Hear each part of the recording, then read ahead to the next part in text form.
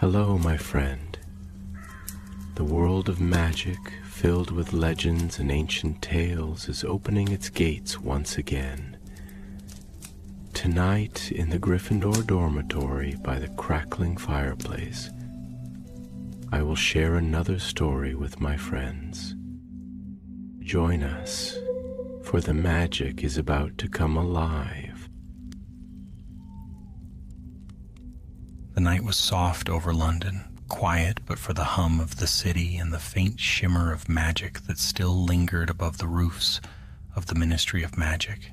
The war was long over, and peace, hard won and fragile, had settled like a gentle spell over the wizarding world. Yet on this evening, Hermione Granger sat alone in her office, the last light of her wand flickering over parchment and dust. It had been 20 years since she had stood on the battlefield at Hogwarts, wand raised beside Harry and Ron, her heart fierce with courage. Now the castle had been rebuilt, the scars of war hidden beneath new stone and laughter, but some scars could not be seen. Some magic ran deeper than memory. Hermione frowned at the reports spread before her. They had been arriving for weeks, strange, unsettling accounts from every corner of Britain, spells failing mid-cast, charms flickering and fading, enchantments unraveling, as though time itself were eroding the magic that bound them. A wizard in Manchester had tried to apparate and vanished entirely, leaving only a scorched mark where he had stood.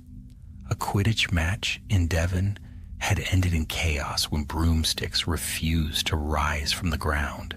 The Department of Magical Accidents was baffled, the Wizengamot was anxious, and Hermione, Minister for Magic, once the cleverest witch of her age, was quietly terrified. She dipped her quill and began writing to Harry. "Something is wrong with magic itself," she wrote. "Meet me at Hogwarts at dawn." When she sealed the letter and sent it with a tawny owl into the cool night, she felt an old, familiar stirring, the same feeling that had once guided her through the dark corridors of danger and destiny, a problem to be solved, a mystery to be unraveled. Only this time the stakes were far higher. As the moon rose over the Thames, Hermione stood and looked out her window. Doubt her. For just an instant, she thought she saw the faint outline of a serpent traced in moonlight across the clouds, a whisper of something ancient and watchful. She blinked, and it was gone. Dawn found her at the gates of Hogwarts. Mist rolled across the grounds, silver and thick, and the castle loomed ahead, ageless and solemn. Harry was already waiting, hands in his coat pockets, his glasses misted from the cold. Ron stood beside him, shifting from foot to foot, looking both tired and eager. "Merlin's beard," Ron muttered when Hermione approached. "I haven't been up this early since we were chasing Horcruxes." "This might be worse," Hermione said quietly. Harry gave her a searching look. "You really think something's wrong with magic itself?" Hermione nodded. "It isn't just Hogwarts. It's everywhere. Spells are weakening. Wards are collapsing. Even the protective charms around Azkaban are faltering." Ron frowned. "You mean someone could break out? Or something could break through?" Hermione said. They entered the castle together, the great doors groaning open at their touch. The halls were unchanged, the portraits murmuring in their frames, the faint scent of wax and parchment, the enchanted candles floating high above. Yet beneath the warmth of nostalgia, Hermione felt it again, a tremor in the air like a heartbeat faltering. Professor McGonagall met them in the entrance hall. Age had deepened her features, but her eyes were as sharp as ever. "I was expecting you," she said. "I felt the same disturbance in the wards." castle itself is uneasy. They followed her up the marble staircase, past whispering suits of armor and startled ghosts.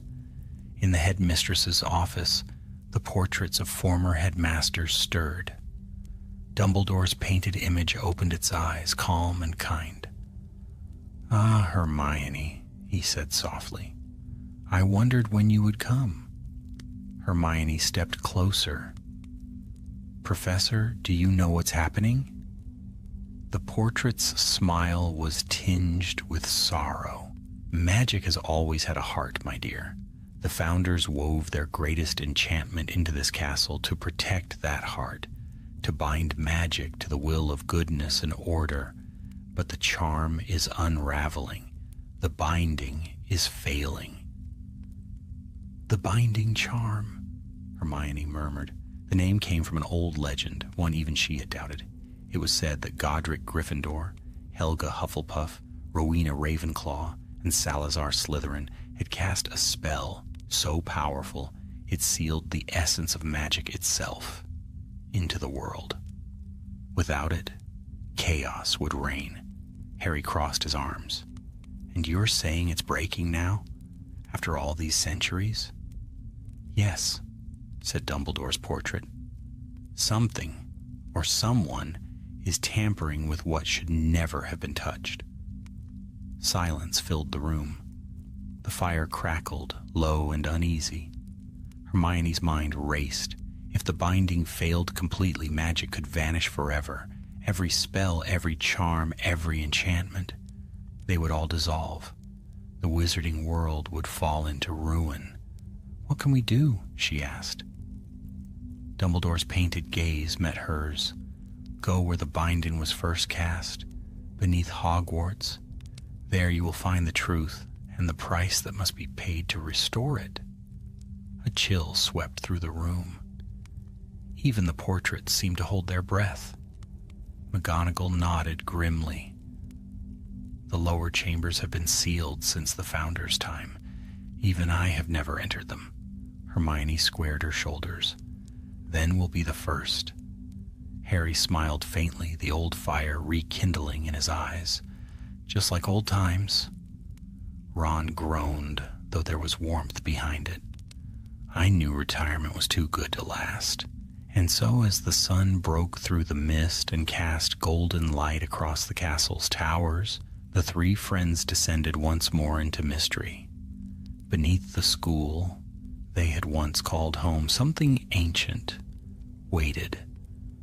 A secret as old as magic itself, and the last spell was about to begin. The steps wound downward into the earth, narrow and steep, the air growing colder with each turn. Hermione's wand cast a steady light ahead of them, its glow glimmering on the damp stone walls. The path beneath Hogwarts was older than the school itself, older even than the castle's oldest foundations. No maps recorded these depths. No student had ever been permitted this far below. Harry walked close behind her, his wand drawn, but his expression calm, measured. The same look he wore when danger was near, and courage was all that held him steady. Ron followed last, muttering under his breath. First spiders, then Death Eaters, now secret tunnels again. You'd think after saving the world once we'd earned a bit of peace. Peace doesn't last where magic lives, Hermione said, her voice echoing faintly in the corridor. It's part of its nature. The stairs ended in a vast stone archway. The entrance was engraved with 4 symbols, the sword, the cup, the diadem, and the serpent. Each glowed faintly as they approached. Gryffindor, Hufflepuff, Ravenclaw, and Slytherin, Harry murmured. The founders themselves. Hermione touched the carvings. The air trembled with old power humming beneath her fingers. Then, as if recognizing her intent, the stone door began to shift, splitting down the middle. A whisper of wind swept past them, heavy with dust and age. They stepped inside. The chamber beyond was enormous. its ceiling lost in shadow, its floor marked with concentric runes that pulsed like slow heartbeats. In the center stood a pedestal of black marble, and upon it a single orb of clear crystal floated, its surface swirling with faint, silvery light. Hermione felt her pulse quicken. "The core of the binding," she breathed. "It's real." Ron frowned. "Looks a bit small to hold all the world's magic, doesn't it?" "It isn't the orb itself," Hermione explained, her mind racing. "It's what it connects to. Think of it as a keyhole in the world, and the spell that binds all magic is the key." Harry approached cautiously. "Then what's causing it to fail?" Before Hermione could answer, a low hiss slithered through the chamber. The silver light inside the orb flickered, and from the shadows at the far end of the room, something began to stir. At first it seemed like mist, dark, sinuous, and shifting, but as it gathered form it became a shape, neither solid nor ghostly, as though made of smoke and memory. Eyes glowed green within it. Ron took a step back. "Tell me that's not... It's a manifestation," Hermione said, gripping her wand tighter. "A guardian. The founders must have left it here to protect the core." The shadow's voice was soft but cold. "Who disturbs the legacy of Slytherin?" Harry raised his wand. "We mean no harm. We're here to protect the binding." The shadow hissed again. "The binding was not meant to last forever. Magic must be free or perish." Hermione stepped forward. "If it fails, the world will lose magic completely. We won't let that happen." For a moment, silence. Then the guardian surged forward, its form twisting, the air rippling with dark energy. "Protego!" Harry shouted, his shield charm flaring bright. The spell held, but the force of the impact sent cracks spidering across the stone floor. Hermione's mind raced. She could feel the pulse of the chamber, its rhythm faltering. "Ron, the runes!" she cried. "They're connected to the orb. If we stabilize them, we can weaken it." Ron dropped to his knees, tracing the ancient markings with his wand. "These symbols, blimey, they're moving," Hermione began chanting, her voice rising in rhythm with the magic around her. "Stabilitas vincula, lumen firmare." The light grew stronger. The shadow shrieked, recoiling, its form flickering. Harry pressed forward, his wand blazing. "Now, Hermione!" She lifted her wand high and released the spell. A surge of golden light burst from the floor, striking the orb. The shadow screamed, dissolving into mist that curled upward and vanished. For a long moment there was only silence, the sound of 3 people breathing hard in the darkness. Then the orb's glow steadied, bright and calm. Ron slumped against the wall. "Next time, can't we just find a problem that doesn't try to eat us?" Hermione didn't answer. Her gaze was fixed on the orb. It no longer flickered, but something inside it had changed. A fracture, a hairline crack, ran across its surface. "Did we do that?" Harry asked quietly. "No," she said. "It was already there. The binding is breaking from within." They stared at it in uneasy silence. Magic, the very lifeblood of their world, was dying. Suddenly the orb flared, and an image formed above it, a flickering vision of an ancient hall lit by torches and filled with 4 figures. The founders, their faces were solemn, their hands joined. A voice, Rowena Ravenclaw's, echoed faintly in the chamber. "To sustain the binding, one must renew it. The circle demands balance, the gift demands loss. Should it waver, seek the heart of magic where earth meets flame." Then the vision faded. Hermione's thoughts raced. The heart of magic. It must mean the Chamber of Fire. I read about it once, an underground vault created to store the Founder's strongest spells. Where is it? Ron asked. Deep beneath the castle, she said, below even this level. But it's supposed to be sealed forever. Harry smiled grimly. Then we'll just have to unseal it. They retraced their steps to the staircase, the chamber sealing itself behind them with a heavy rumble. As they climbed, the air seemed to pulse, faint tremors echoing through the walls. Magic was growing unstable.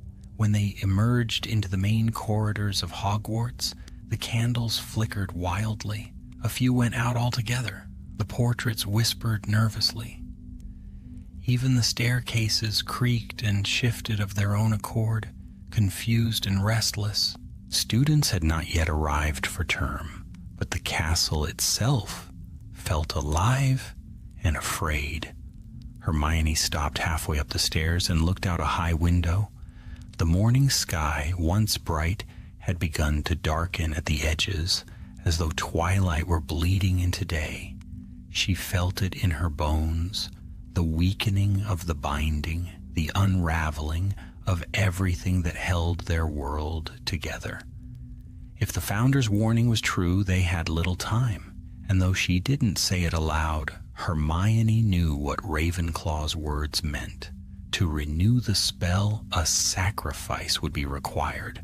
As they reached the top of the stairway, a chill wind swept through the corridor, carrying with it a whisper that only Hermione seemed to hear.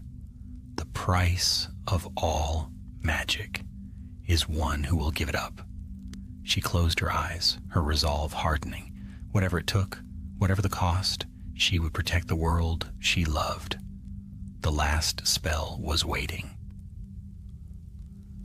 The night deepened over Hogwarts once more, and in the highest tower, the wind whispered through stone arches like the breath of restless ghosts. Below, 3 figures moved quickly through the shadowed corridors, their footsteps soft upon the ancient floors. Hermione led the way, her wand cast in a steady beam ahead of her. Harry and Ron followed close behind, their expressions tense, alert.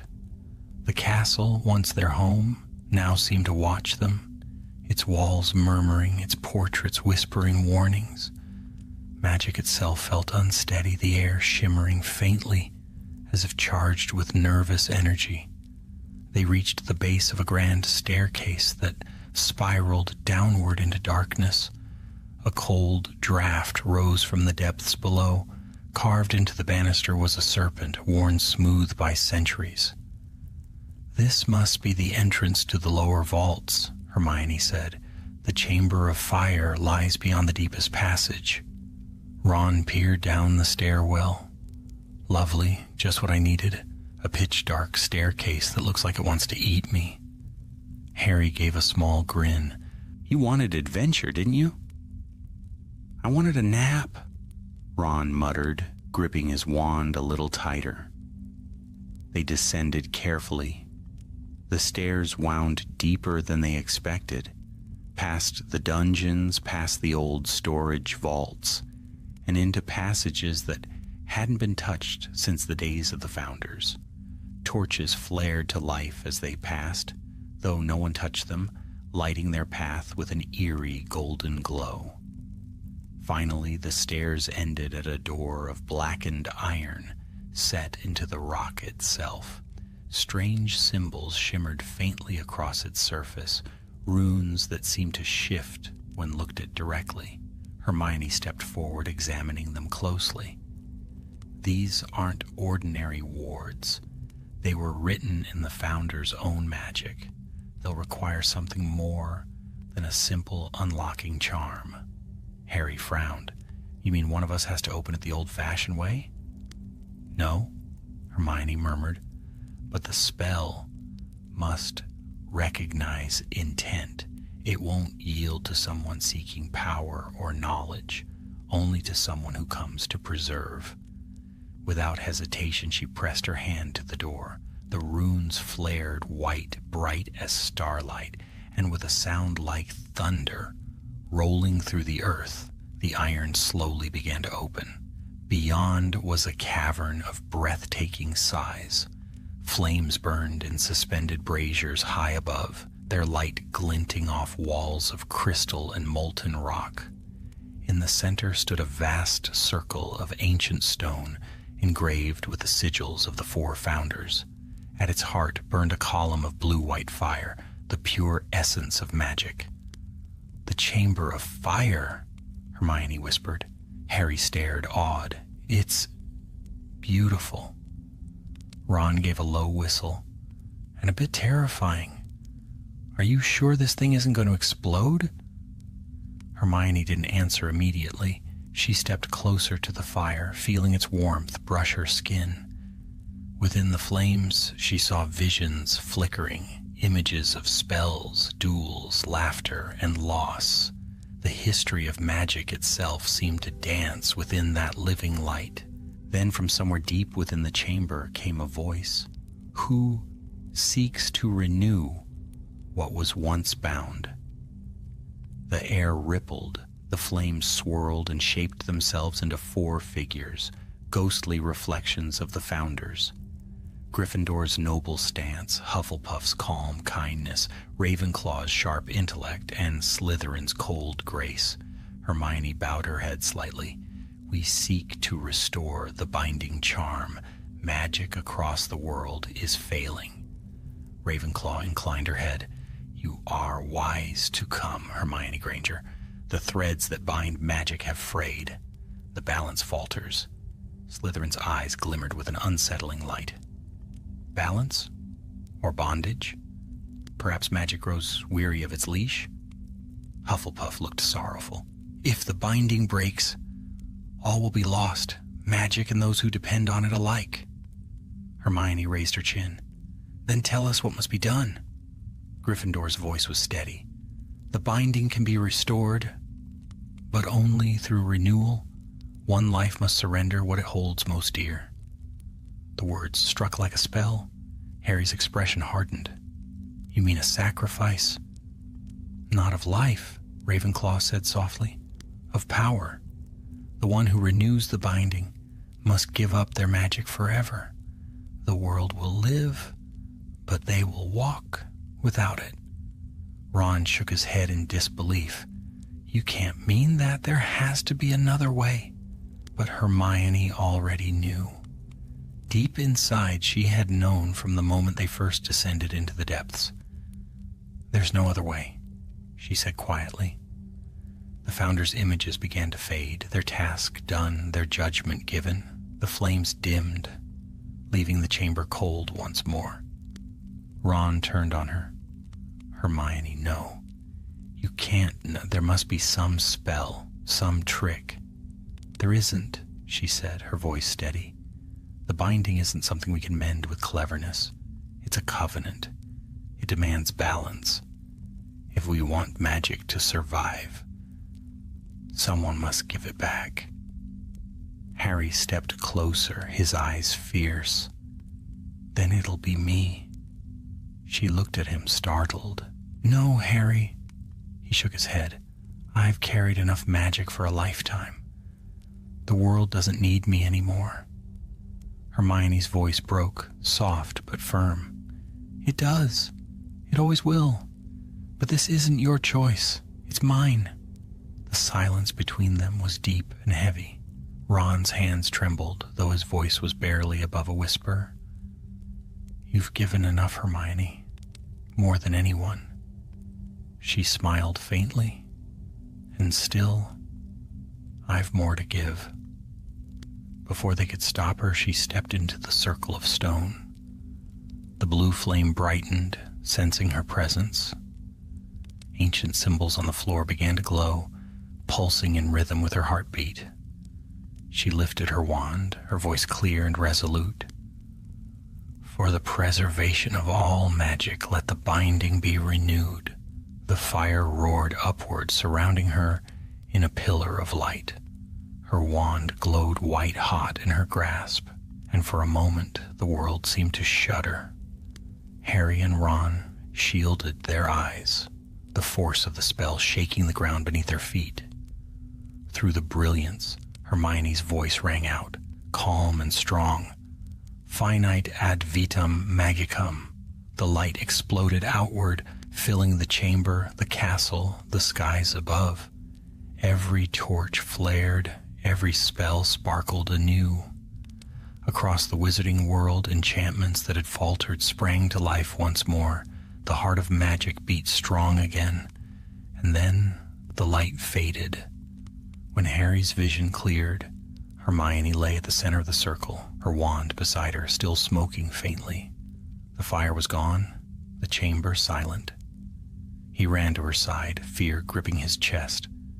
But she was breathing, her face calm, her eyes opening slowly. "Hermione," he whispered, "you did it." She smiled weakly. "It worked. Magic will endure." Ron knelt beside them. "Blimey, Hermione, you nearly gave me a heart attack." She laughed softly, but there was a hollowness to it. She reached for her wand, and nothing happened. No spark, no light. The wood felt cold and empty in her hand. She looked at Harry, her smile bittersweet. "It's gone." The realization settled like snow around them, gentle, silent, unyielding. Above them, in the quiet depths of Hogwarts, the last embers of blue flame flickered once more before vanishing completely. The binding was whole again, but Hermione Granger, once the brightest witch of her age, had cast her final spell, the last spell. Morning rose slowly over Hogwarts, pale and uncertain, as though the sun itself were reluctant to disturb the quiet that had settled upon the castle. The storm of the night before had passed, leaving the air cold and still. In the hospital wing, Hermione lay in a bed near the window, her eyes open, her face calm but pale. The room was filled with a faint, lingering warmth, echoes of the spell she'd cast deep beneath the castle. Outside, the grounds shimmered with renewed life. The grass glowed with morning dew, and the lake reflected the soft gold of dawn. Magic had returned, vibrant and strong, but Hermione could no longer feel it.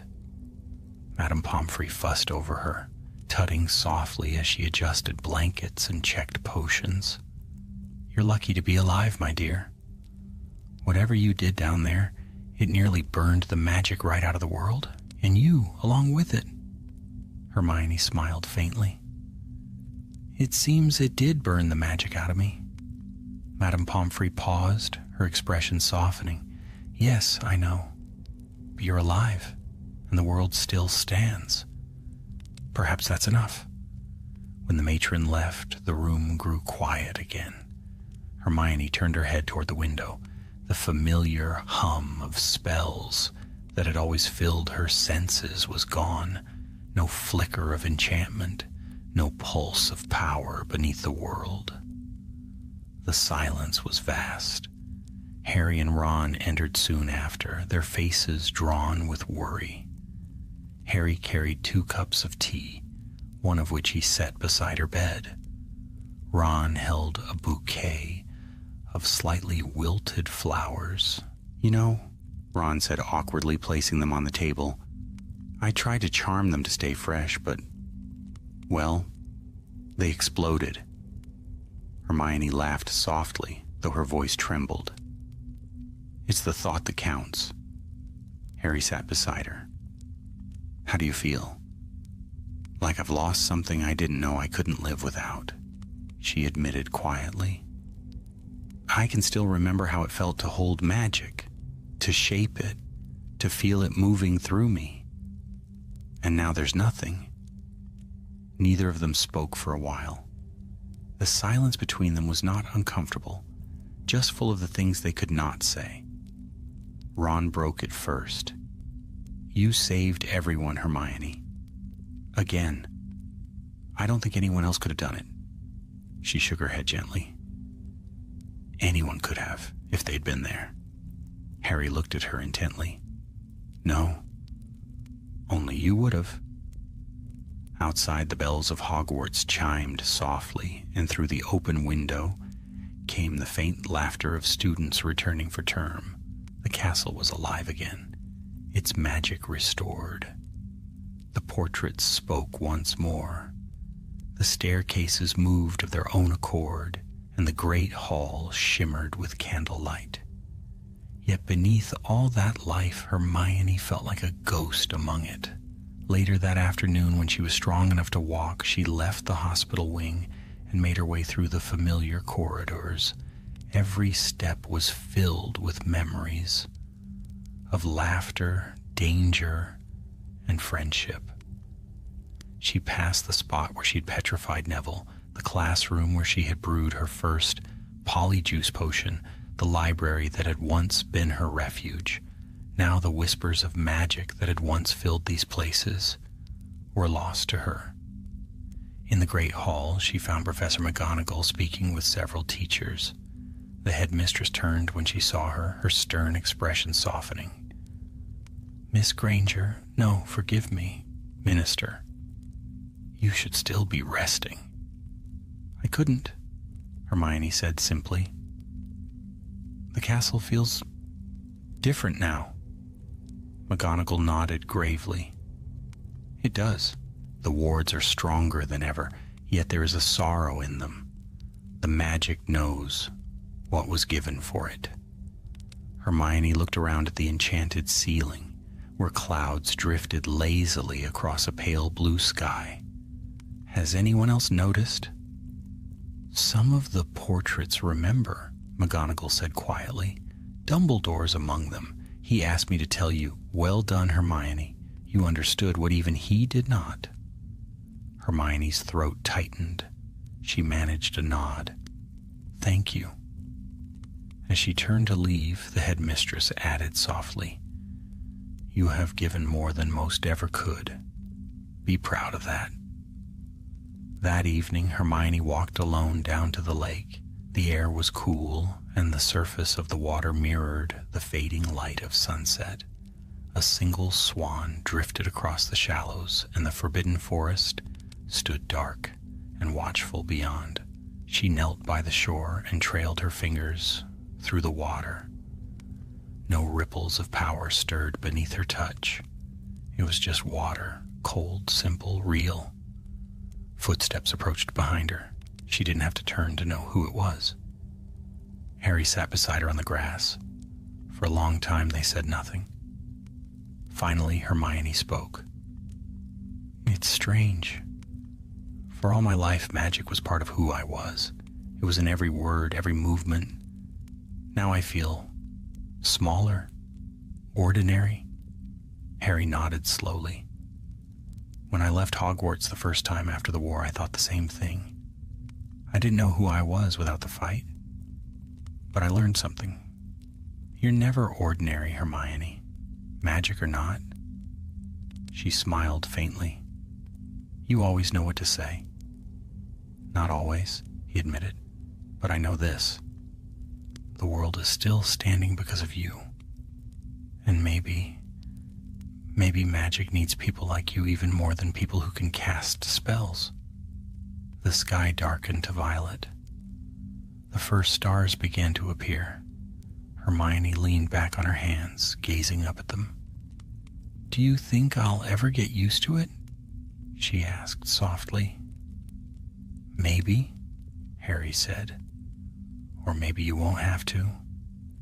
Magic isn't just spells, Hermione. It's in knowledge and courage and what you leave behind. You've still got plenty of that." For the first time, she let herself believe him. They stayed by the lake until night fully claimed the sky. When they rose to go, the castle's windows gleamed with golden light, welcoming them home. As Hermione looked back, she felt something shift deep inside her, not a spark of magic, but a warmth, quiet and enduring. Perhaps, she thought, that was enough. Later that night, when the castle had fallen silent, Hermione returned to her office at the Ministry of Magic. Papers lay scattered across her desk, reports of restored wards, reawakened enchantments, spells, working once more across the wizarding world. Each one was proof that the binding had held. She took up her quill, though it felt strange now to write without magic guiding her hand. The ink moved slowly, imperfectly, but her words were steady. To all departments, the crisis is over. Magic has been restored. Safeguards must be strengthened to prevent such an event from ever recurring. Remember what was nearly lost and what was given to preserve it. When she set the quill down, she leaned back in her chair, closing her eyes. The silence of her magicless world was no longer empty. It was peaceful. Somewhere beyond the ministry's walls, an owl hooted softly. The night pressed close, calm and still. Hermione smiled just a little. The last spell was done, but her story, she knew, was not yet over. The weeks that followed were gentle and strange. The world seemed brighter, more alive, as if magic itself breathed easier.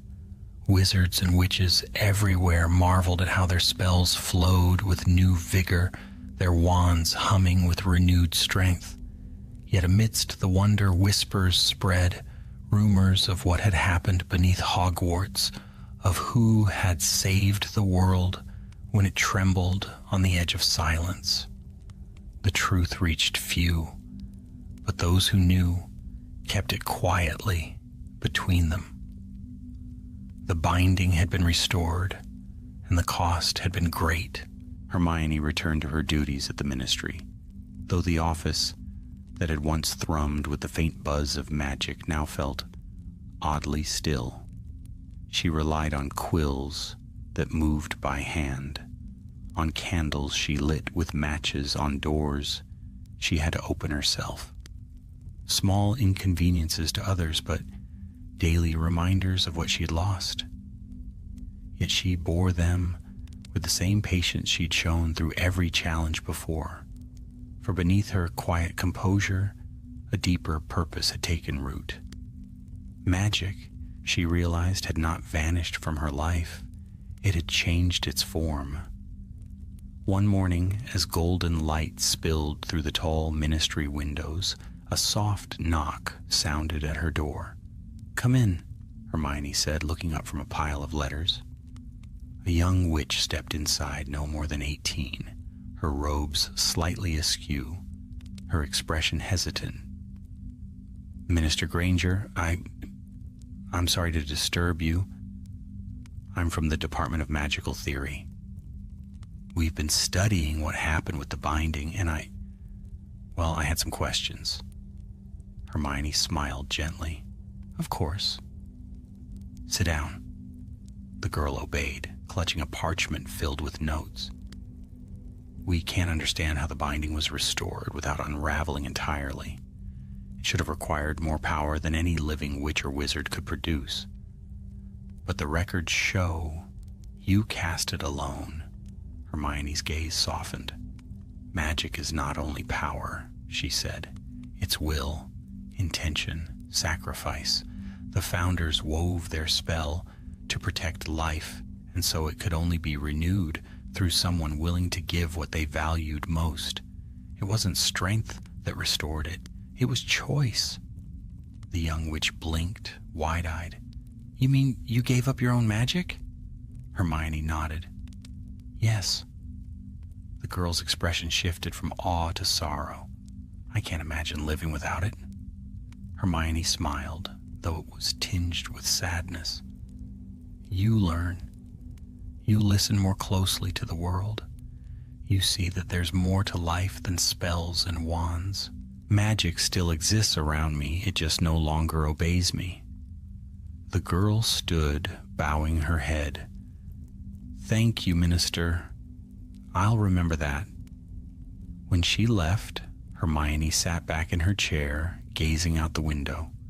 The sky beyond was streaked with clouds, and in the distance she could see faint flashes of light.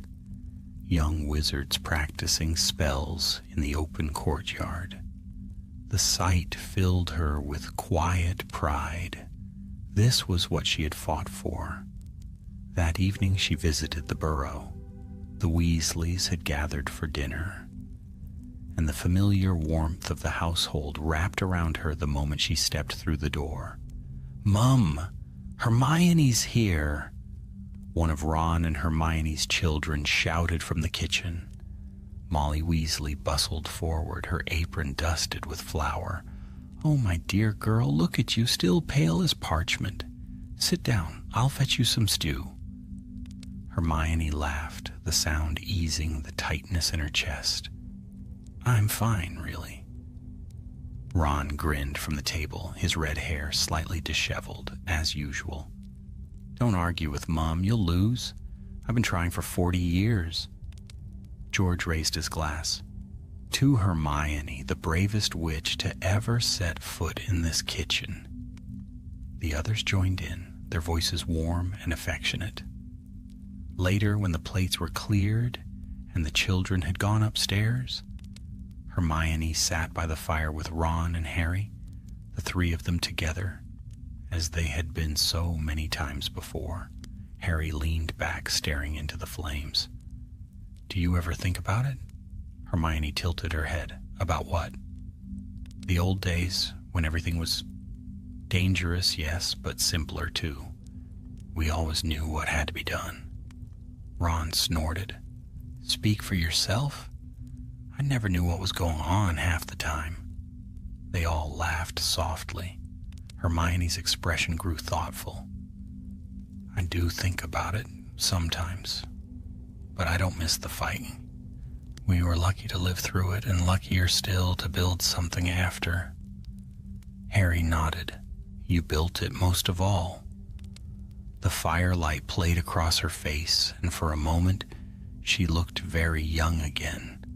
The girl who had once walked through those same flames to save a stone, to save her friends, to save a world that did not yet know her worth. That night, when she returned home, she found Crookshanks waiting by the hearth, older and slower now. He blinked up at her with amber eyes, purring as she sat beside him. "I think I'm finally starting to understand," she murmured, stroking his fur. "Magic was never something we owned. It was something we shared." The cat purred louder, curling into her lap. She reached for the small box on her mantelpiece, the one that held her wand. The once vibrant vine wood had faded slightly, its core of dragon heartstring now dull and still. Hermione traced its length with a gentle finger. "Thank you," she whispered to it, "for everything." A single tear slipped down her cheek, but she did not weep. There was no sorrow in her voice, only peace. She placed the wand back in its box and closed the lid. The following morning brought a letter from Hogwarts. The handwriting was careful, elegant, McGonagall's. "My dear Hermione, the castle has been quiet since you left, though the air hums again with life. The portraits speak often of you. Even the Sorting Hat claims it can feel your courage in the walls. Perhaps that is true. I would like to invite you to return, if only for a visit. The students could use a reminder of what true magic is." Hermione smiled as she read. The thought of walking the halls again, of standing before the next generation of witches and wizards, filled her with warmth. She wrote her reply at once. "Dear Professor, I would be honored to come. There is still much to learn, even for those who can no longer cast a spell." When she arrived a week later, the castle welcomed her, as though it remembered her heartbeat. The staircases steadied beneath her feet, and the doors opened softly at her touch. The students whispered as she passed, wide-eyed and reverent. In the great hall, she stood before them, no wand in her hand, no power in her voice except the quiet strength of truth. "Magic," she told them, "is not only the art of casting spells. It is the courage to act when others falter. It is the wisdom to choose what is right over what is easy. And it is the love we carry for our friends, for our world, that keeps it alive. When she finished, the hall was silent. Then applause rose, warm and thunderous, echoing against the enchanted ceiling. And in that sound, Hermione Granger felt something stir. Not magic as she had once known it, but a deeper, purer force. Hope. It was enough. Winter crept over Britain, and with it came a hush that seemed to deepen the sense of renewal in the wizarding world. Snow blanketed the roofs of Hogsmeade and softened the towers of Hogwarts into silver peaks. Inside, fires burned bright. Laughter filled the great hall, and the castle, its magic hole again, seemed to hum softly, content. Hermione stayed for several weeks, longer than she had planned. McGonagall insisted, of course, claiming that her presence steadied the castle itself. "You've given it part of your soul, my dear," the headmistress had said. "It would be ungrateful to let you leave too soon." So Hermione remained, teaching a few classes, guiding eager minds through lessons of magical ethics and history. Though she could no longer perform spells, her words held a power of their own. Students listened in perfect silence when she spoke of courage, of choice, and of the delicate balance between power and compassion. For the first time since the binding, she felt almost whole. One afternoon, while snow fell gently beyond the tall windows, a knock sounded at her classroom door. "Enter," she said, setting down a stack of papers. A boy stepped inside, no older than 13, with messy brown hair and nervous eyes. He clutched a broken wand in both hands. "Professor Granger, Minister, sorry, I didn't know what to call you." She smiled warmly. "Hermione will do. What seems to be the matter?" The boy hesitated. "My wand is not working right. I tried Lumos and it just..." He mimed a small explosion. Hermione held out her hand. "May I see?" He placed the wand carefully in her palm. The moment she touched it, she felt nothing. No thrum of power, no whisper of magic. But she studied it all the same. The wood was cracked near the base, and faint scorch marks ran along its length. "You've overcharged it," she said gently. "Your wand's trying to channel more than it can hold. You mustn't force it. Magic isn't about control. It's about understanding." The boy frowned. "But how do I know when to stop?" Hermione smiled, her eyes soft.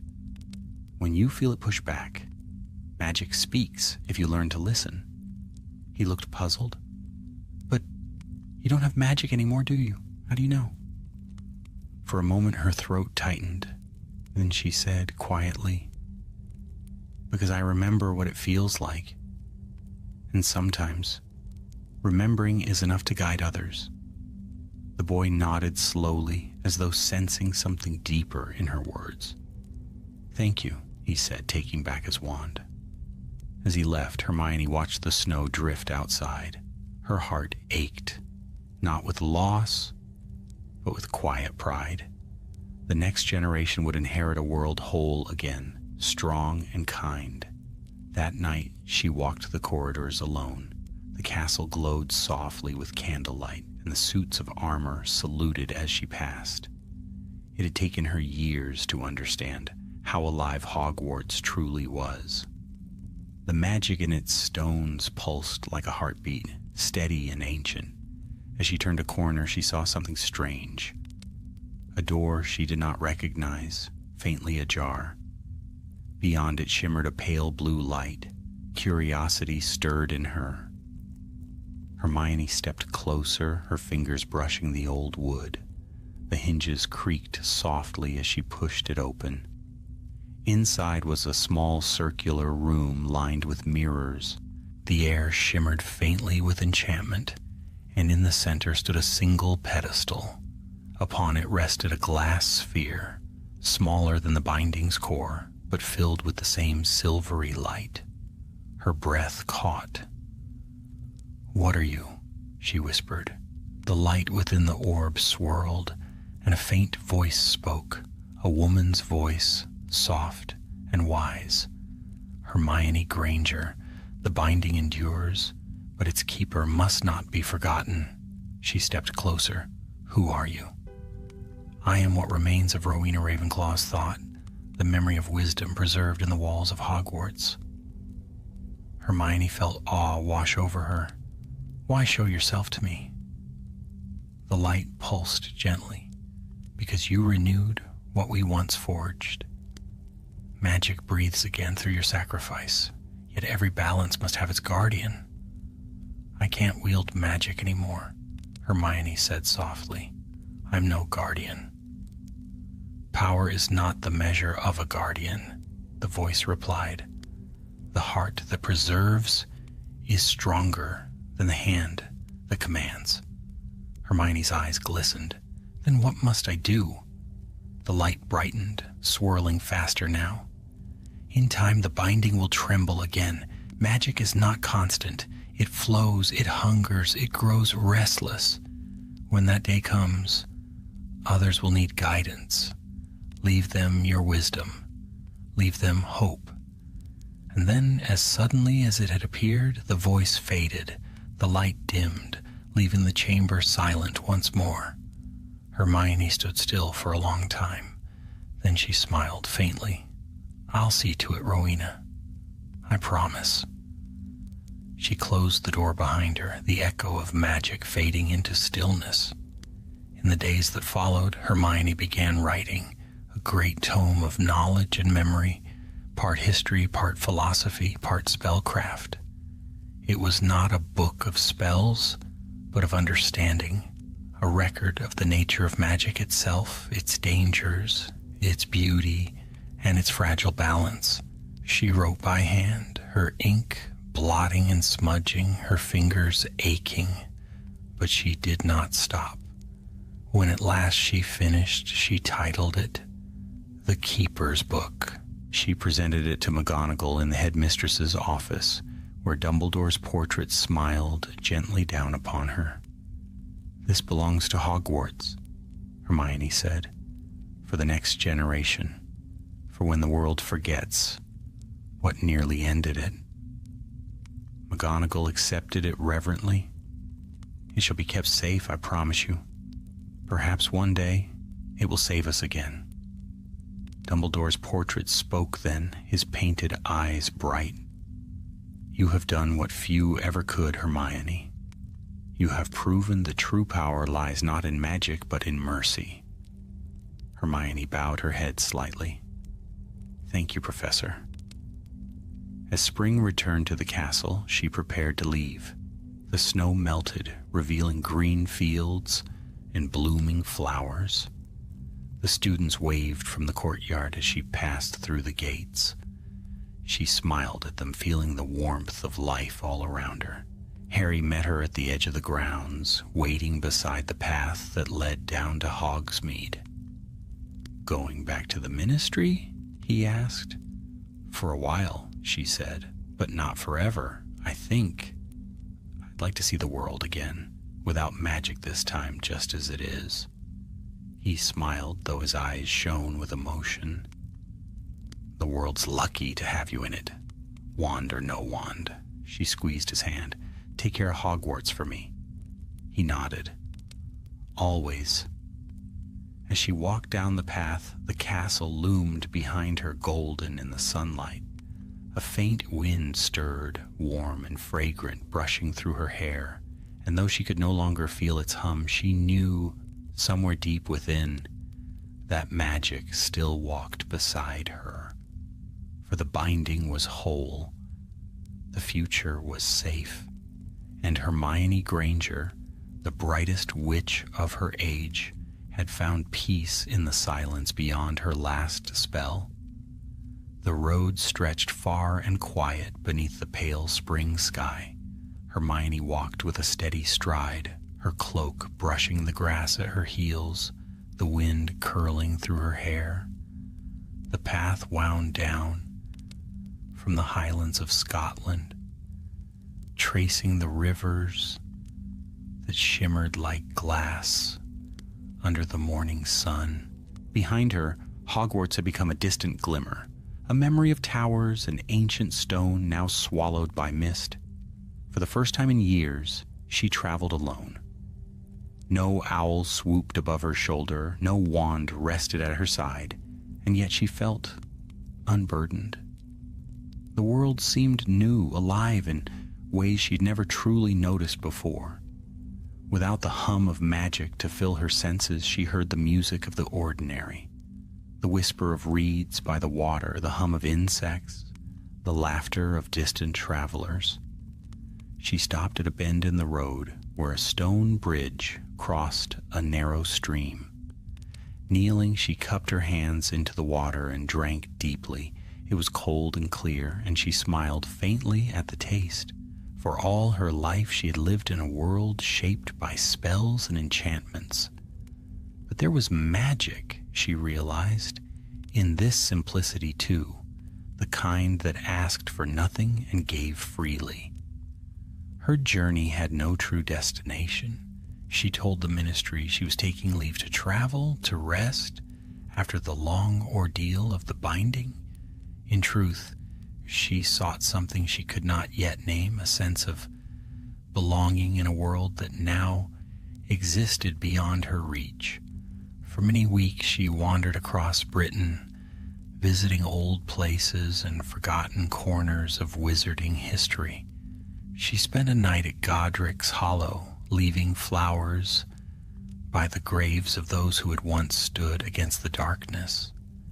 In Ottery St. Catchpole, she stopped by the burrow again, laughing with Molly and Arthur until her sides ached. In Diagon Alley, she walked unseen through the crowd, smiling at the young witches and wizards who spoke eagerly of their studies, unaware of the silent woman among them who had saved their world. One evening, as dusk fell, she reached the edge of the forbidden forest. The air there was cool and heavy with the scent of pine and damp earth. Fireflies flickered among the branches, and the shadows moved with quiet purpose. She hesitated at the forest's edge, her heart stirring with old memory, the danger, the wonder, the wildness of it. "Still afraid of the forest?" a voice said softly behind her. Hermione turned. Hagrid stood there, older now, but no less immense. His great beard streaked with gray, his eyes shining kindly beneath his tangled hair. "Hagrid," she said warmly, "you startled me." "Didn't mean to," he chuckled, stepping closer. "Been a long time since I seen you, Hermione. The castle misses you. It does." "It's good to see you," she said, and meant it. "How's everything at Hogwarts?" He scratched his beard thoughtfully. "Busy as ever. Got a new batch of students trying to feed the Thestral sugar cubes again. Never learn they don't." Hermione laughed, the sound echoing softly through the trees. "Some things never change." They walked together along the edge of the forest. Hagrid's great boots sank into the moss, and the soft sounds of the night rose around them. "I heard about what you did," he said at last, his voice low. "About the binding, about losing your magic." Hermione looked down. "It was necessary." "I know it was," Hagrid said gently. "But that don't make it easy." "Yeah, we're born for magic, Hermione. Always thought you'd be teaching at Hogwarts one day, not giving up what made you part of it." She smiled sadly. "I suppose I've learned that being part of something doesn't always mean possessing it. I'll always belong to that world, even if I can't touch it anymore." Hagrid nodded slowly. That's the truth of it." They stopped near the clearing where once, long ago, a giant spider's brood had filled the night with skittering sound. Now the glade was peaceful, the moonlight silver upon the grass. "You know," Hagrid said after a moment, "I think the forest remembers you. Some of the creatures still stir when your name's spoken." Hermione laughed softly. "That's impossible." "Maybe," Hagrid said, "but nothing in this world's impossible anymore. Not after what you've done." They stood in companionable silence, the sounds of the forest moving gently around them. When at last they parted, Hagrid gave her a small wooden token carved in the shape of a phoenix.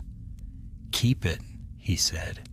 "Phoenixes remind us that endin's just beginnin's in disguise." She accepted it with gratitude, slipping the charm into her pocket. "Thank you, Hagrid." "Take care of yourself, Hermione," he said, "and if you ever need a place to rest, the forest will always make room for you." In the months that followed, Hermione traveled farther than she ever had before. She crossed the North Sea on a Muggle ship, its sails white against the horizon. She journeyed through the fjords of Norway, the libraries of Iceland, and the narrow cobbled streets of Prague, where the old alchemists once studied the stars. Everywhere she went, she sought the remnants of ancient magic, not to use it, but to understand it. She found carvings that told of spells older than language, stones that hummed faintly beneath her fingers, runes carved by hands long vanished. In her journal, she wrote tirelessly, recording everything she learned. But as her pages filled, she realized something unexpected. The more she studied the old magic, the more she recognized its reflection in the hearts of ordinary people.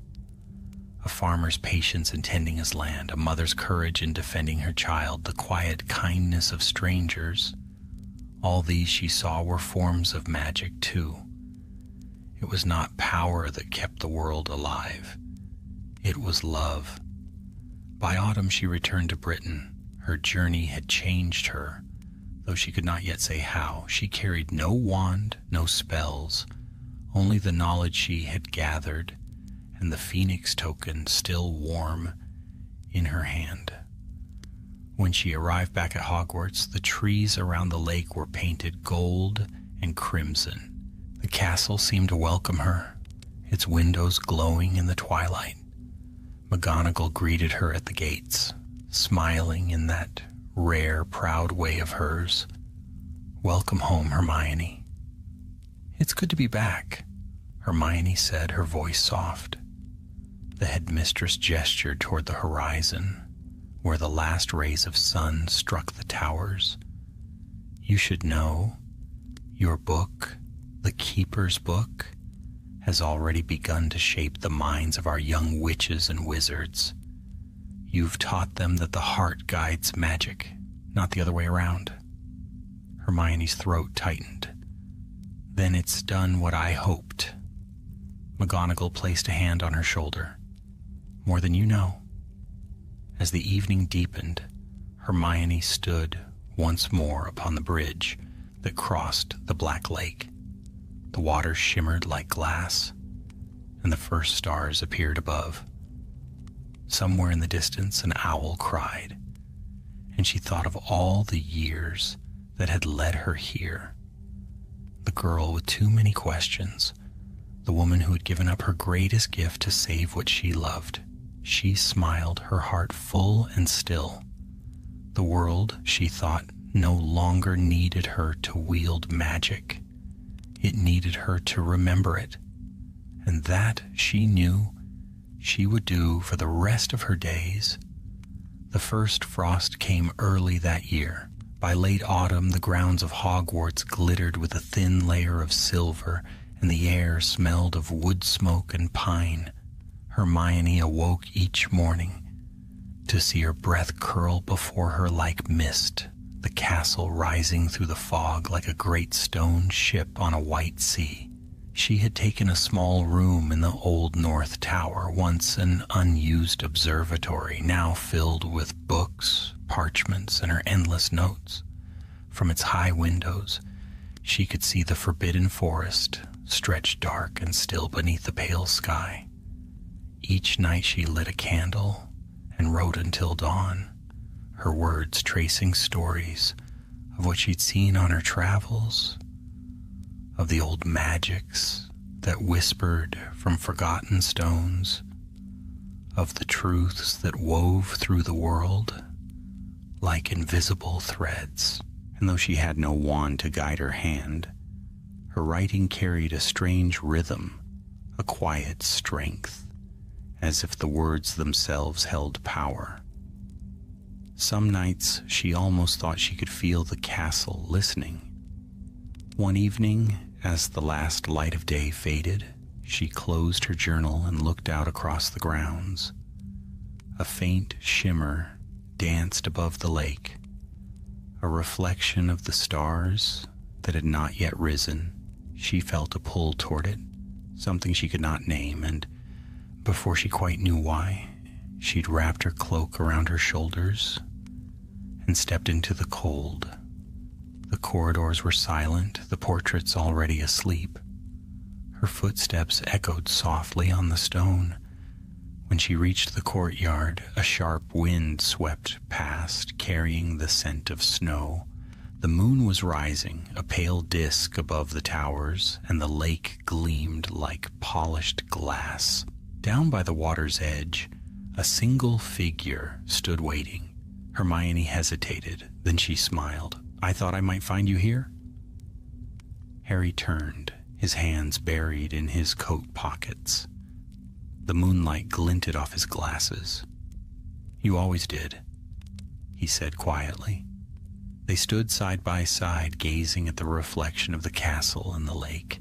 The wind stirred the surface, and the towers rippled into shimmering fragments. "How long has it been since we stood here together?" Hermione asked. "Too long," Harry said. "Ron's been after me to visit more often. He's busy with the shop these days. Says the joke trade's never been better." She laughed softly. "He always did have a gift for mischief." Harry glanced at her. "And you for wisdom. The students still talk about your lectures, you know. You've become something of a legend here." "Legends," she murmured, "are best left to the dead. I'm still learning."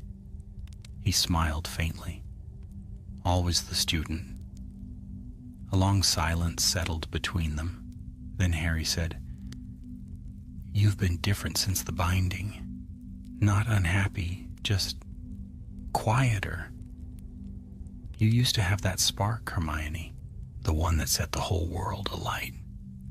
She looked out across the lake, where frost glimmered at the water's edge. "I still have it," she said. "It's just taken another shape." "Do you miss it?" he asked. Her breath came out as mist. "Every day, but I wouldn't undo it. Magic wasn't meant to belong to any one person. It's meant to belong to everyone, to exist beyond us. I've come to see that it doesn't need my wand to survive, only my faith in it." Harry studied her face, the moonlight pale upon her features. "I think that's why it chose you." Hermione frowned slightly. "Chose me?" He nodded. "Dumbledore used to say that the strongest magic has a will of its own. Maybe the binding didn't just need sacrifice. It needed the right heart to make it whole." Hermione said nothing for a while. The words lingered in the air, soft and sure.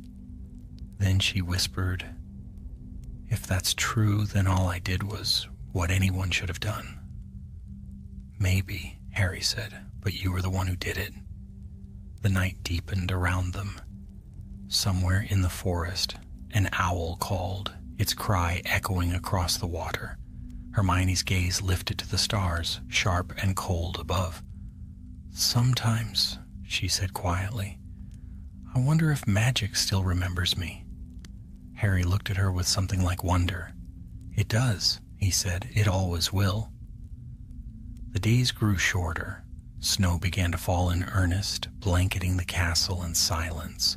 Students bustled through the halls, with scarves wrapped to their noses, their laughter ringing against the stone. Hermione continued to teach, though she spent more time in the library than the classroom. The castle's ghosts often lingered near her, listening as she read aloud to herself.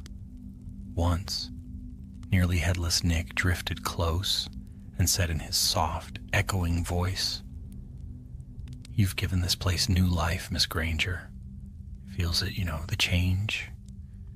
Even the portraits say the walls hum again." She smiled. "I'm glad." "Do you ever wish," Nick asked, "that you could go back to what you were?" Hermione hesitated, her hand resting on the open page. "No," she said at last.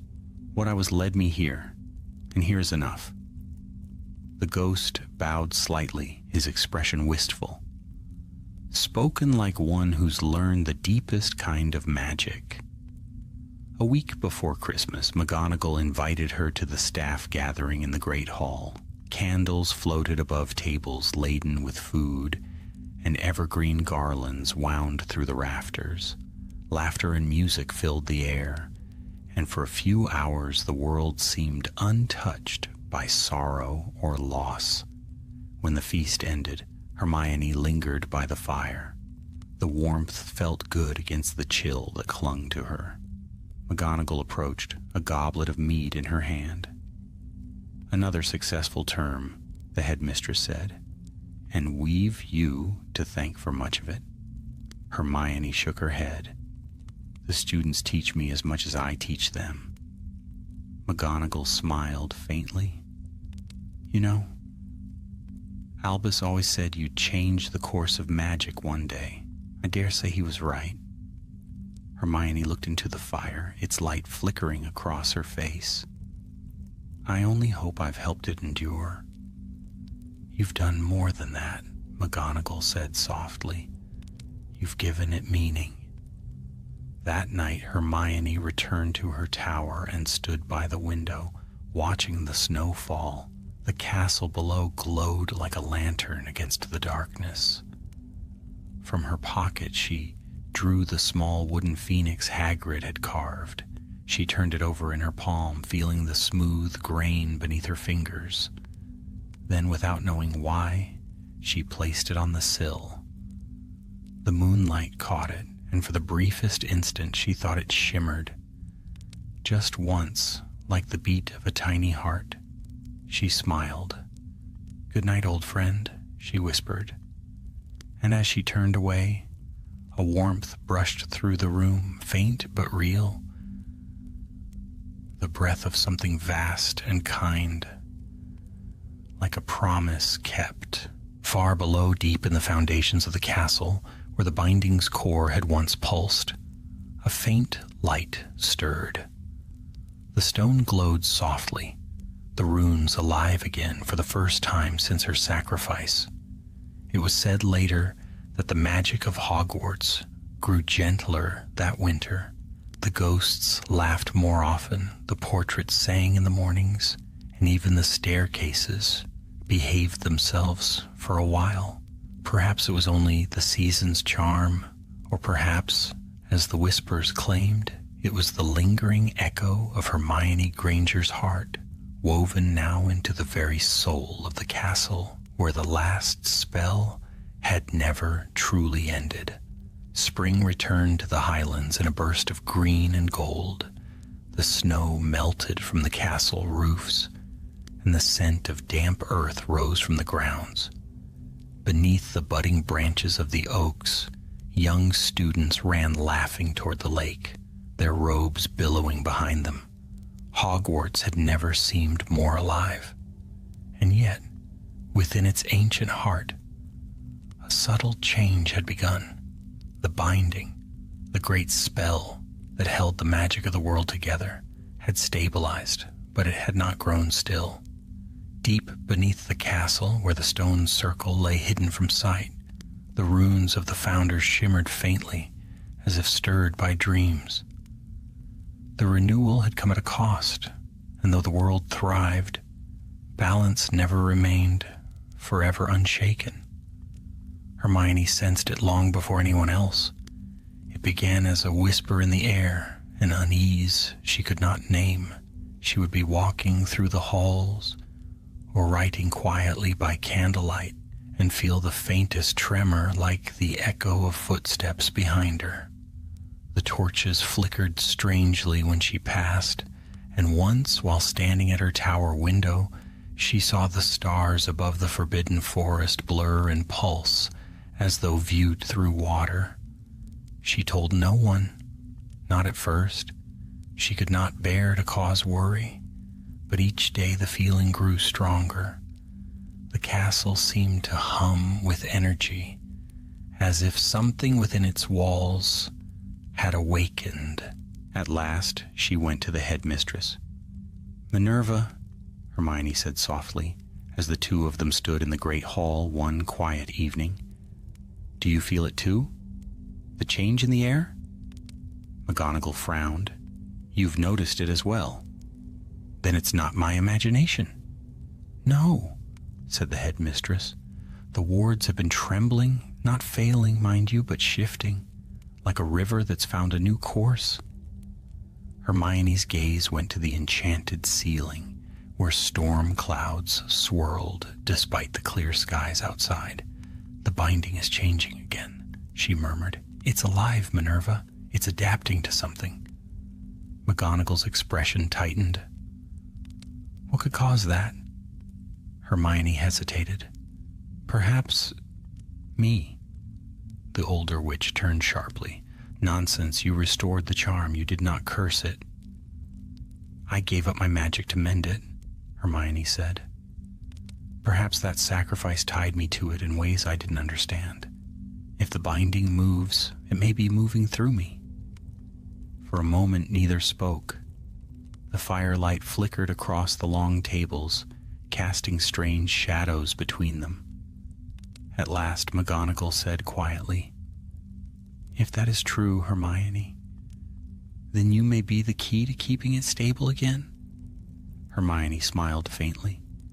"It seems I can never quite leave the work behind." That night she returned to her tower, but sleep would not come. She sat by her window, watching the moon climb above the forest, and felt the faint rhythm in the air, a pulse that was not her own, but that resonated with her heartbeat. The binding was calling to her. At last she rose, wrapped her cloak about her shoulders, and took a lantern from the table. The corridors were empty and silent, save for the soft rustle of her footsteps. Down and down she went, past the common rooms, past the dungeons, through stairways she'd walked before, in another life. At the base of the castle, she came to the door that led to the lower vaults. It had been sealed since the day she cast the final spell, but as she approached, the stone shimmered faintly, and the runes upon it glowed white. It opened at her touch. The air within was cold and clear. The chamber beyond was as vast and still as she remembered, its floor carved with the 4 great sigils. At its center lay the black pedestal where the binding's core had once floated. Now a faint sphere of light hovered there again, smaller than before but alive, its surface rippling like water beneath moonlight. Hermione set down her lantern and stepped closer. "Hello?" she said softly. "It's been a long time." The light pulsed faintly, and a low hum filled the air. A warmth brushed against her face, like the ghost of magic, familiar and tender. "I can feel you," she whispered, "but I can't hold you anymore." The light brightened, and within it she saw shapes, faint outlines of memories, the faces of the founders blurred but kind, the reflection of her younger self, wand raised and eyes alight with courage. Harry, Ron, and McGonagall beside her in the depths. Then the images shifted. She saw the world above, children laughing in the corridors, spells cast in wonder, the auroras of magic shimmering across the sky, and beneath it all, a shadow, something vast and cold stirred beyond the edges of the light, its form unseen but its presence undeniable. The air thickened and the warmth faded. Hermione's pulse quickened. "No," she breathed, "not again." The orb trembled, and a whisper filled the chamber, a voice unlike any she had heard before. "You bound the light, but darkness waits in every binding." The shadows deepened. A shape coalesced from the darkness, tall and shifting, neither human nor spirit. Its voice was the sound of distant thunder. The founders tied magic to the world. You tied it to yourself. And where there is balance, there is debt. Hermione's breath came quick and shallow. "Who are you?" "I am what the binding cast out," the voice replied. "Every spell that was broken, every curse undone, every shadow driven away. I am the remainder, and I am not content to be forgotten." The light of the core flared, pushing back against the dark. Hermione raised her hand, though it no longer held power. "You cannot have this world. Magic belongs to life, not to you." The shadow hissed, its form swirling like smoke. "You have no magic to stop me." "Perhaps not," she said, "but the world does." As she spoke, the light brightened again, answering her words.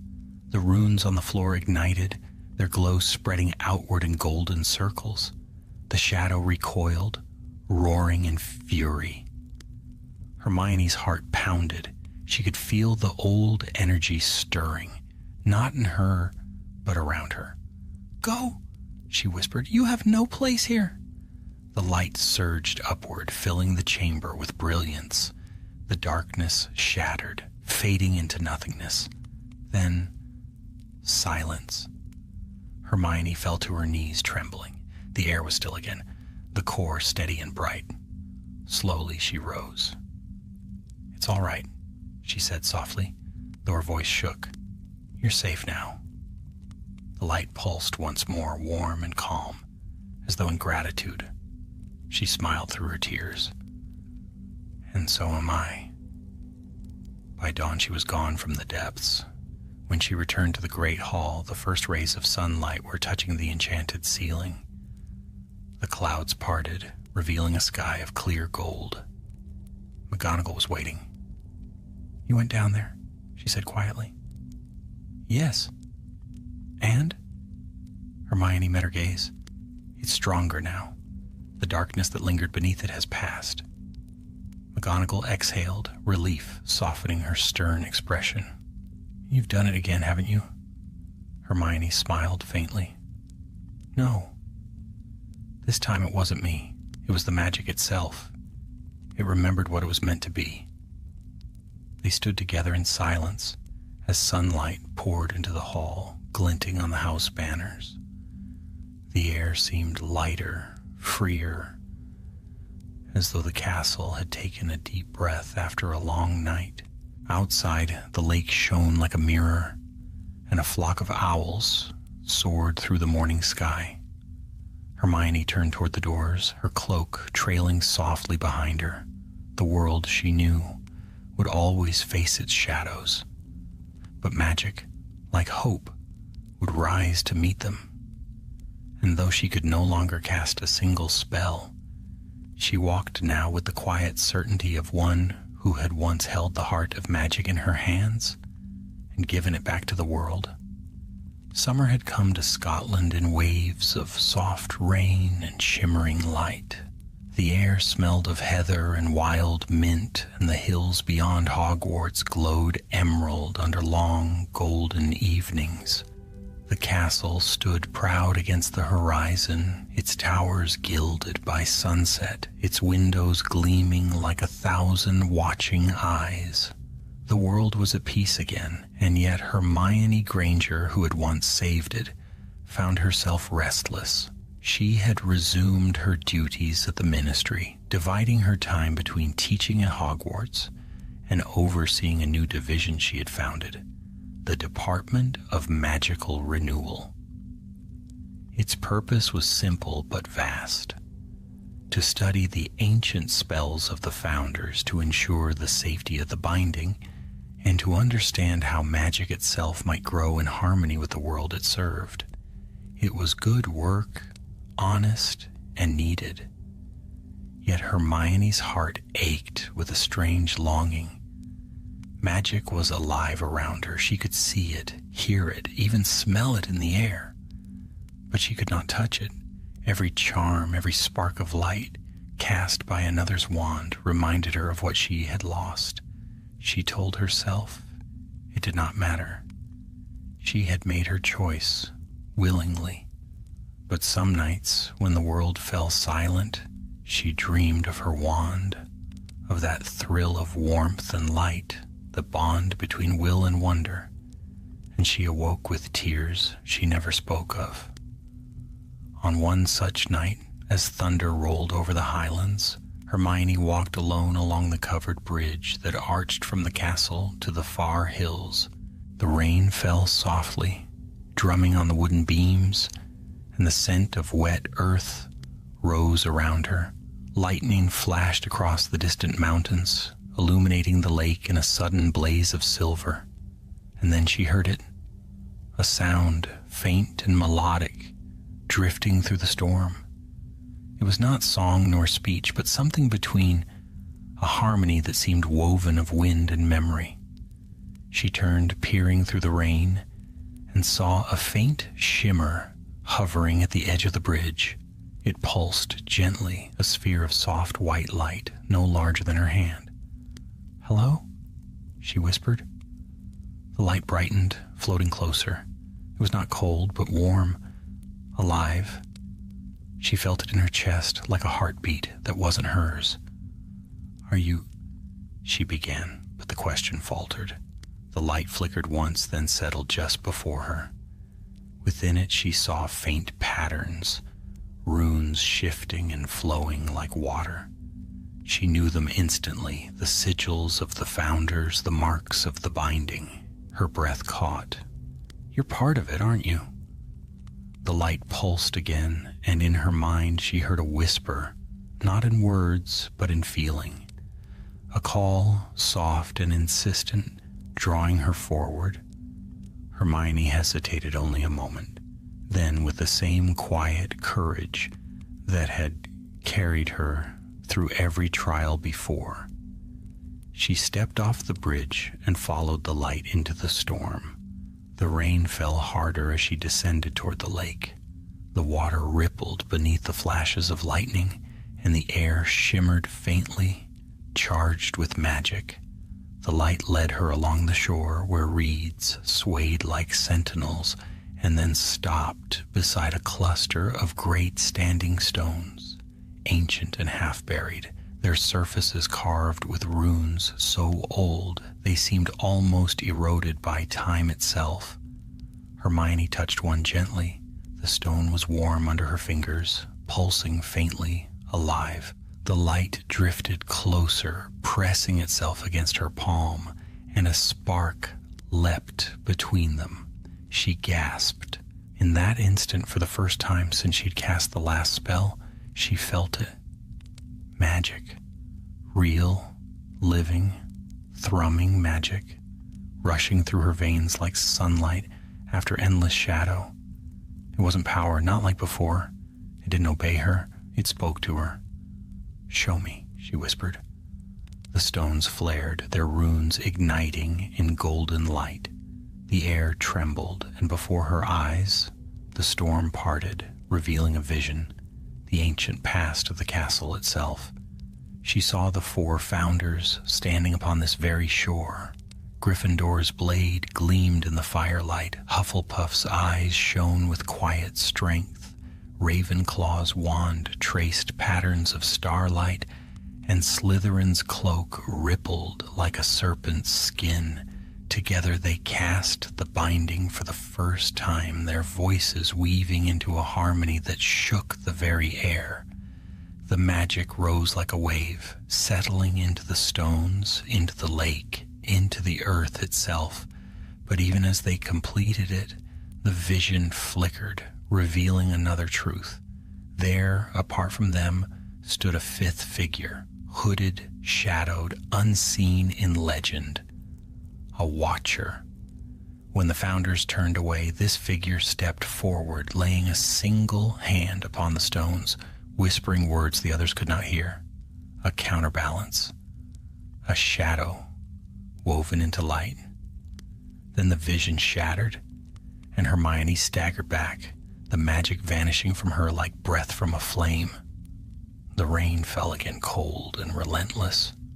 The light that had led her there hovered uncertainly, dimming. "It's true then," she murmured. "The binding was never pure light. It was meant to contain both halves, creation and silence. That's why it can never remain still. It's alive because it struggles against itself." The orb pulsed once as if in agreement, then began to fade. "Wait!" Hermione cried. "What am I supposed to do?" No voice answered, only the storm. She stood there for a long time, soaked through, her heart pounding. Slowly she raised her hand, and though she felt no magic, she whispered a promise to the wind. "I will keep it safe, both light and dark. I'll remember." The thunder rolled across the hills, and the storm began to ease. The next morning dawned clear and bright. The castle gleamed under the sun, and the students poured out into the courtyards, laughing as if the storm had never been. Hermione returned to her tower, exhausted but calm. She wrote everything she had seen, every word and symbol, into her journal. The story of the binding had been incomplete for centuries. Now perhaps she understood the final piece. When she finished, she closed the book and went to the window. Below, she saw the same standing stones glint faintly in the morning light. Somewhere beneath them, the echoes of ancient magic still slept. McGonagall joined her later that day, bringing tea and a rare softness in her eyes. "You look as though you fought a battle and won," the headmistress said. "Not won," Hermione replied. "Understood." McGonagall gave her a long, searching look. "And what did you learn?"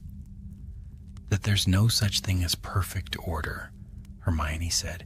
"Even in the greatest spells, there must be balance. Magic isn't only about preserving the light. It's about accepting the shadow that makes it whole." The older witch nodded slowly. Wisdom worthy of Ravenclaw herself. Hermione smiled faintly. Or perhaps Hufflepuff. I think she always understood it best. They drank their tea in silence for a while. The scent of summer roses drifted in through the open window. Then McGonagall said softly, "You know, Hermione, the castle has changed since you came back. It listens differently. The students feel it. I think you've become part of its story now." Hermione looked out across the lake, where sunlight shimmered like 1,000 tiny mirrors. "Maybe I have," she said, "but I think the story isn't finished yet." That night, as stars blossomed above the dark hills, a faint light appeared once more above the standing stones. It flickered gently like a lantern left burning for a traveler. From her tower, Hermione saw it and smiled, for though she could no longer cast a spell, she had discovered a truth deeper than any incantation. That magic was not something one held, but something one believed in. And belief, she knew, was the oldest, strongest spell of all. The final summer of Hermione's years at Hogwarts came in golden brilliance, a season of peace unlike any the wizarding world had known in centuries. The air shimmered with warmth, and the black lake glowed like liquid glass beneath skies the color of forget-me-nots. The castle stood proud and ancient as ever, yet beneath its stones there was a hum, a steady, living heartbeat that only she could sense. The binding was whole, balanced, alive, but Hermione knew that nothing in magic or in life remained unchanged forever. Balance was not stillness. It was movement, a constant dance of shadow and light. The world, she understood, would always need guardians of that truth. Her part in the dance was ending, but others would come. She had ensured that. That morning she sat by her tower window, quill in hand, finishing what would be her final letter as minister. The parchment before her bore her precise, familiar handwriting, though her hand trembled faintly now. To the next minister for magic, the world you inherit is whole, but not perfect. Magic is as fragile as faith. It grows through kindness and falters through pride. Guard it, but do not try to own it. Learn from it as it learns from you.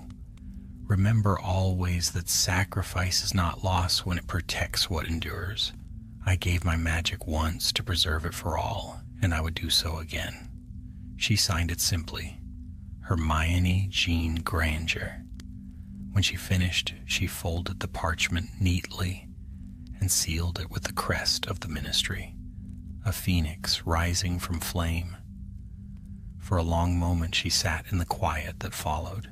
The sunlight streamed through the window, gilding her hair, and the faint hum of Hogwarts magic murmured around her. She smiled faintly. "It's all right," she whispered to the air. "You'll be fine without me." And she meant it. That evening, as the sun sank low behind the mountains, Hermione walked the grounds one last time. The breeze was soft against her face, carrying the scents of grass, parchment, and old stone. She passed the greenhouses, where the plants rustled softly as she went by, their leaves glowing faintly with enchantment. She paused by Hagrid's hut, empty now, though still surrounded by pumpkins as large as boulders, and smiled at the memory of his laughter. Then she came to the edge of the forbidden forest. The trees whispered like an audience waiting for a farewell speech. She stood for a while beneath their shadow, listening to the heartbeat of the earth. It was steady, patient, and infinite. "Thank you," she murmured, "for keeping your secrets safe." Something stirred in the darkness, a low, contented rumble that might have been the breath of an old creature or the forest itself answering. Hermione's smile deepened. She turned toward the lake. Twilight lay upon it like a sheet of glass. The reflection of the castle shimmered upon its surface, and the stars began to bloom above. The standing stones at the far bank gleamed faintly in the growing dark, their ancient runes whispering of things eternal. Hermione walked to the water's edge and sat upon the grass. From her cloak she drew a small wooden box, the one that held her wand. She opened it, gazing down at the vine wood, faded and inert, its magic long since gone. For years she had carried it, not in hope, but in remembrance. Now she traced her fingers along the familiar grain one last time. "You did well," she said softly. "We both did." She closed the box and placed it gently on the ground beside her. As the stars brightened overhead, she felt a warmth upon her skin. She lifted her eyes, and there it was again, a light hovering above the water, just as it had the night of the storm. It pulsed gently as though greeting her. "You again," she whispered, rising slowly to her feet. "I wondered when I might see you." The light drifted closer, its glow reflecting in her eyes. This time it was brighter, more alive, and within its shimmer she saw forms, faces, perhaps, or memories made of light. For a moment she thought she saw Harry's smile, Ron's laughter, McGonagall's proud gaze, and behind them, other faces. The Founders, the Guardians, all those who had built the world she'd saved. The light spoke in a voice like wind and water intertwined.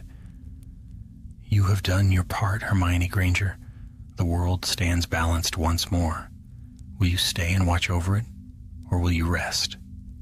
She hesitated. "Rest? Your work is finished. The binding holds, but it calls for no keeper now. Magic belongs to itself again." Hermione felt tears prick her eyes. "And what becomes of me?" The voice softened. "Whatever you choose, you may walk in this world or beyond it. Magic remembers its own." For a long time she was silent. The lake rippled gently at her feet, and the stars shimmered upon its surface like 1,000 eyes watching. At last, she said quietly, "Then I will stay a while longer. There is still much to teach, much to see. I want to walk among those who will carry it forward." The light pulsed once, brighter than before. "Then so it shall be. But remember this, Hermione Granger, wherever you walk, magic walks with you. Though you cannot wield it, you are part of its heart." A single tear fell down her cheek and she smiled. "Thank you." The light began to fade, sinking gently back toward the lake. The water rippled, shimmered, and then grew still. Hermione stood there for a long while, watching the surface glisten beneath the stars. A peace deeper than any she had ever known filled her heart. Years passed. The story of the binding and the witch who restored it became legend. Some said she had vanished one morning, walking into the mist that rose from the lake and never returning. Others claimed she lived quietly in a small cottage beyond the hills, still writing, still teaching, her wisdom sought by all who found her door. At Hogwarts, her name was spoken with reverence. Her books were studied, her words quoted. Her likeness hung beside the portraits of the great headmasters and mistresses of old. And in the Forbidden Forest, it was said that sometimes when the wind passed through the trees, a voice could be heard. A woman's voice, gentle and wise, whispering to the creatures of the wood. One night, many years later, a young witch, no more than 12, wandered down to the lake. She'd been studying in the library and had fallen asleep at her desk. When she awoke, she'd found her candle still burning, though she could not remember lighting it. The air had shimmered faintly, guiding her down the corridors, through the courtyards, to the water's edge. There, beneath the starlight, she saw a faint glow rising from the depths. A small sphere of light floated to the surface, flickering softly. The girl gasped, stepping closer. "Hello?"